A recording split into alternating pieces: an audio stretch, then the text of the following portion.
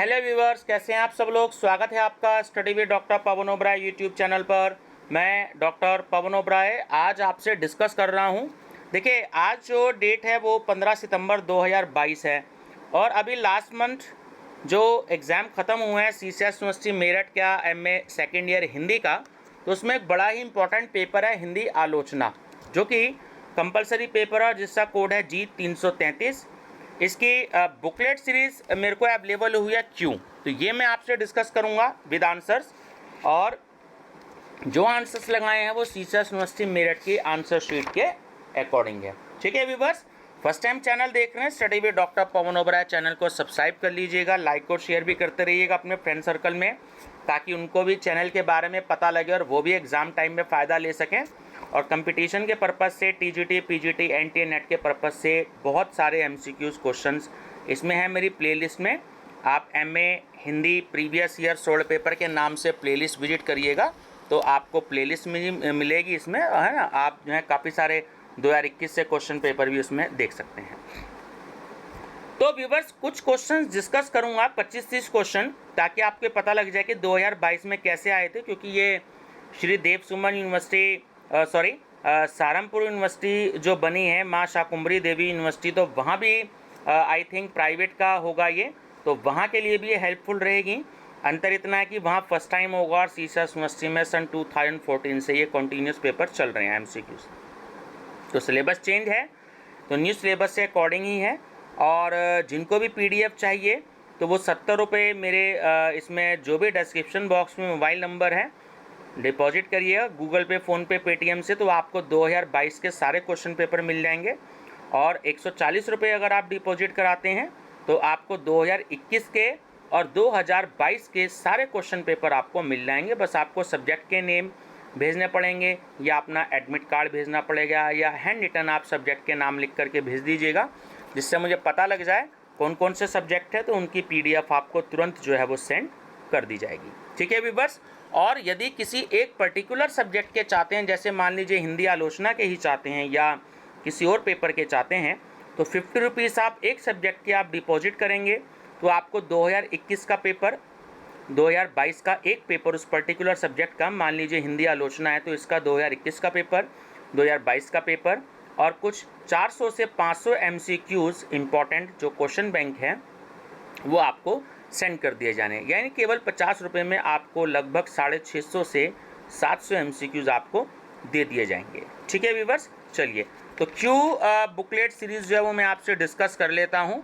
देखिए क्या क्या क्वेश्चन आए थे, आपको पता लग जाएगा कि सीसीएस यूनिवर्सिटी ने कैसे क्वेश्चन जो थे वो इस बार पूछे थे। नंबर फर्स्ट क्वेश्चन है कि हिंदी आलोचना शिखरों का साक्षात्कार किसकी रचना है। तो ये रचना है रामचंद्र तिवारी की। साहित्य क्षेत्र में ग्रंथ को पढ़कर उसके गुणों और दोषों का विवेचन करना और उसके संबंध में अपना मत प्रकट करना आलोचना कहलाता है। तो ये कहा श्याम सुंदर दास ने। क्वेश्चन 3, अनुसंधान परक आलोचना का उदाहरण निम्नलिखित में से कौन सी कृति है। तो देखिए, वो तुलसीदास की माता प्रसाद गुप्त, और रामकथा जो है वो उत्पत्ति और विकास कामिल बुलके, और निर्गुण संप्रदाय पीताम्बर दास बड़थवाल। ठीक है, तो ये तीनों के तीनों बिल्कुल ठीक हैं। तो डी ऑप्शन इसमें करेक्ट है, उपयुक्त सभी। निम्नलिखित में से किस आलोचक ने जयशंकर प्रसाद द्वारा रचित कामायनी के ऊपर अपना आलोचनात्मक ग्रंथ लिखा है।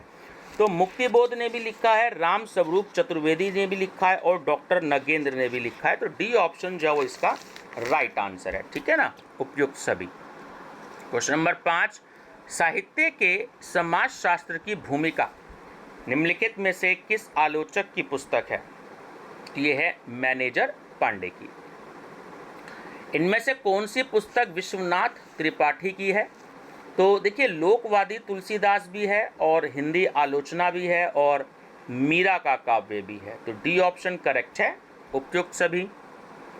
निम्नलिखित कृतियों को उनके लेखकों के साथ सुमेलित करिएगा, है ना, मैचिंग का क्वेश्चन है। तो देखिएगा, मैं आपको सीधा बताता हूँ आंसर पे हम डिस्कस करते हैं सीधा ऑप्शन नंबर ए पर। एनटीए नेट में तो ऐसे क्वेश्चंस बहुत आते हैं।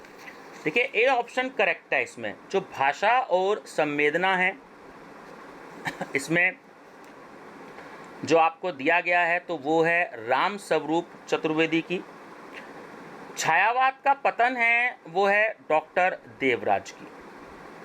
कहानी या नई कहानी जो दे रखी है साथ में सी ऑप्शन, सी आपका इसमें तो वो है नामवर सिंह की। और डी है प्रेमचंद और उनका युग, तो ये लिखी है रामविलास शर्मा ने। तो इसमें ए ऑप्शन आपका करेक्ट है। हिंदी की आधुनिक आलोचना का सूत्रपात करने वाला आलेख नाटक किसने लिखा था? ये लिखा था भारतेंदु हरिश्चंद्र ने। आचार्य रामचंद्र शुक्ल की सैद्धांतिक आलोचना का मूल आधार क्या है? तो वो है रस सिद्धांत। केशव को कवि हृदय नहीं मिला था, उनमें वह सहृदय और भावुकता न थी जो एक कवि में होनी चाहिए। निम्नलिखित में से किसका कथन है? तो ये है रामचंद्र शुक्ल का। कबीरदास, सूरदास और कालिदास पर स्वतंत्र कृतियों की रचना किस आलोचक द्वारा संपन्न की गई? तो वो हजारी प्रसाद द्विवेदी जी द्वारा। क्वेश्चन नंबर 12, निम्नलिखित में से कौन सा कथन सत्य है? तो देखिए ऑप्शन बी करेक्ट है। इसमें जो चारों ही कथन दे रखे हैं वो बिल्कुल सही हैं। द्विवेदी युग भाषा के परिमार्जन पर अत्यधिक बल दिया गया। द्विवेदी युग में पाश्चात्य समालोचकों की कृतियों के हिंदी अनुवाद हुए। संपत्ति शास्त्र नामक ग्रंथ द्विवेदी युग में लिखा गया और पदम सिंह शर्मा मिश्र बंधु द्विवेदी युग के आलोचक थे। तो इसमें ये चारों ही जो स्टेटमेंट हैं वो गलत थे, ठीक है ना, सॉरी सही थे। चारों स्टेटमेंट जो है बिल्कुल सही हैं। तो इसमें आंसर आपका करेक्ट है option number B. Question number 13, doctor Ramvilas Sharma की आलोचना दृष्टि के संदर्भ में कौन सा वक्तव्य सत्य है? तो इसमें भी ऑप्शन नंबर सी 1, 2, 3, 4 चारों कथन जो हैं बिल्कुल सत्य हैं कि ये प्रगतिशील धारा के समीक्षक हैं। इन्होंने प्रेमचंद, भारतेंदु, रामचंद्र शुक्ल पर व्यवहारिक आलोचना पुस्तकों की रचना की।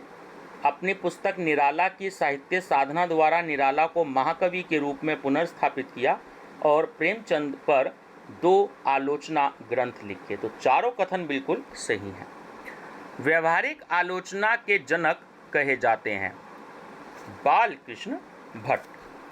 फिर से देखिए मैचिंग का क्वेश्चन आ गया है। निम्नलिखित आलोचकों को उनके आलोचना ग्रंथों के साथ सुमेलित कीजिए।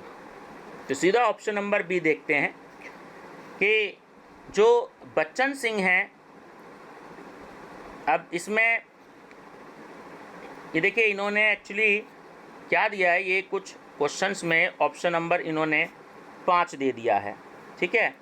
एक्चुअली क्या है ये थोड़ा सा मैं डिस्कस नहीं करूँगा क्योंकि इसमें ये 5 नंबर दिया है, तो 5 नंबर तो ऑलरेडी जो है वो यहाँ पर दिया ही नहीं है, केवल 4 ही दे रखे हैं। कहानी और नई कहानी, रस सिद्धांत, हिंदी साहित्य 20वीं शताब्दी। तो थोड़ा सा इस क्वेश्चन में कन्फ्यूज़न है, ठीक है, 5वां नहीं है इसमें। चलिए क्वेश्चन नंबर 16, हिंदी में वैज्ञानिक आलोचना का सूत्रपात किया। तो वो सूत्रपात किया रामचंद्र शुक्ल ने। नामवर सिंह की पुस्तक कविता के नए प्रतिमान किस कवि को केंद्र में रखकर लिखी गई है? मुक्तिबोध को। आचार्य शुक्ल के प्रिय संस्कृत कवि कौन हैं जिनकी रचनाओं को उपजीव्य मानकर उन्होंने अपनी आलोचना के मानदंड विकसित किए? तो वो थे वाल्मीकि और भवभूति। किस आलोचक ने भारतेंदु युग को राष्ट्र की नवचेतना का युग कहा था? तो वो कहा था रामविलास शर्मा, ठीक है। चलिए देखिए इसको डिस्कस करते हैं। जैसे इस क्वेश्चन में 5 आपको पॉइंट दे रखे हैं कि निम्नलिखित आलोचना ग्रंथों को उनके आलोचक के साथ सुमेलित कीजिए। तो लेफ्ट हैंड साइड पर तो आलोचना ग्रंथ दे दिए और राइट हैंड साइड पर आलोचक दे दिए। तो अब इसमें जो आपका ए ऑप्शन है विचार और अनुभूति, तो वो है डॉक्टर नगेंद्र की। उसके बाद हिंदी साहित्य का आदिकाल है, वो है हजारी प्रसाद द्विवेदी जी का। उसका सी है प्रगतिशील साहित्य की समस्याएं, तो वो हैं रामविलास शर्मा। और डी है साहित्य सर्जना, तो वो है इलाचंद्र जोशी। ठीक है, इसमें 5 दे रखे हैं तो इसलिए इसको हम डिस्कस कर सकते हैं। ये आपका ऑप्शन नंबर सी करेक्ट है। नेक्स्ट है क्वेश्चन नंबर 21। हिंदी आलोचना को पल्लवित करने में महत्वपूर्ण पत्रिकाओं को उनके संपादकों के साथ सुमेलित करें। अब देखिए फिर से, अब यहाँ पर पत्रिकाएं आ गई हैं और उनके संपादक आ गए हैं। तो जो समालोचक है, तो इसमें ऑप्शन नंबर देखिए ए करेक्ट है, तो वो है चंद्रधर शर्मा गुलेरी की। उसके बाद जो आलोचना है वो है नामवर सिंह की।